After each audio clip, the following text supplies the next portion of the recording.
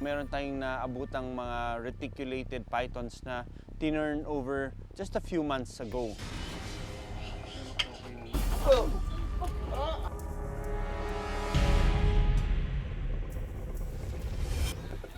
So, tinatanggal ko nitong tape na ito. First, we treat the wounds sa kanyang rostral part ng snout. And then, examine natin yung oral cavity niya. Putla, oh. Nakita nyo?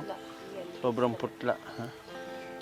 According to sila Edna, matagal na raw yun hindi kumakain, hindi siya ganun ka-active. Below 5 kilos siya. Pina-examine ko rin yun sa mga taga-DNR to give them a little bit of a review on how to do a quick assessment of their health. So may hinanda akong shots nito, bibigyan ko siya ng vitamins. Sana kumain nito. Pag kumain nito, may chance siyang mag-survive tapos eventually may re-release din sa back to the wild. 2 out of 3 na reticulated pythons ang pwede nating i-release. Yung isa, hindi natin pwedeng i-release dahil may sakit pa siya.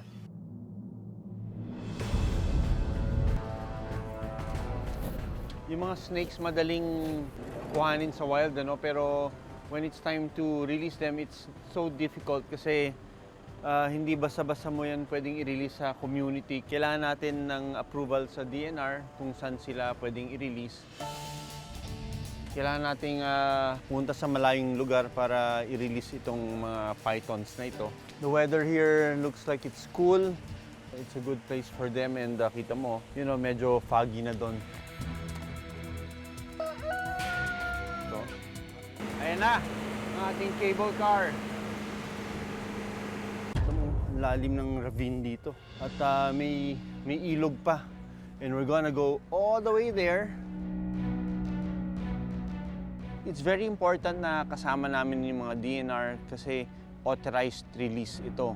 At the same time, kabisado ng mga ibang tao yung place kung saan i-release. Ang lalim, oh! Wow!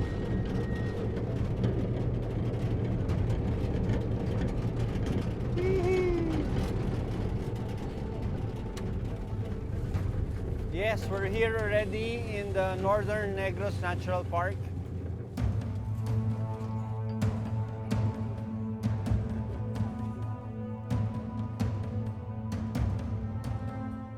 Look at this. Mukhang ano ito, no? Dumi ito ng civet cat. Ang experience natin, the civet cats, they wanna do their business here. Ang kinain nila, coffee beans. And in relation to this one, magre-release tayo dito ng mga pythons. And isa ito sa indikasyon na maraming pagkain dito para sa mga pythons. Do you think this is a good area for release? Kasi Okay. malayo naman sa community. Tatoob ko na lang tong sack na ito. It's already in its striking position. Ngayon, umakyat siya.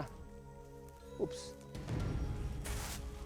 Chinus nitong reticulated python na ito pumunta sa mas dense na area, which is a very good characteristics of a wild animal. Very conducive to sa kanya. It's moist, hindi siya madi-dehydrate dito. At meron tayong nakitang sinyales ng mga possible na prey niya tulad ng mga civet cats dahil may nakita tayong mga dumi.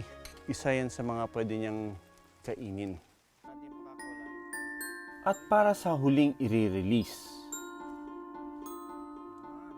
ayan na, gumagalaw na. Mukhang bababa siya. Ganda! Pansamantalang tirahan lang ng mga hayop ang rescue center habang sila ay nagpapagaling o hinahanapan ng bagong tahanan. Dapat na maging layunin ay huwag na silang kunin sa mga kagubatan.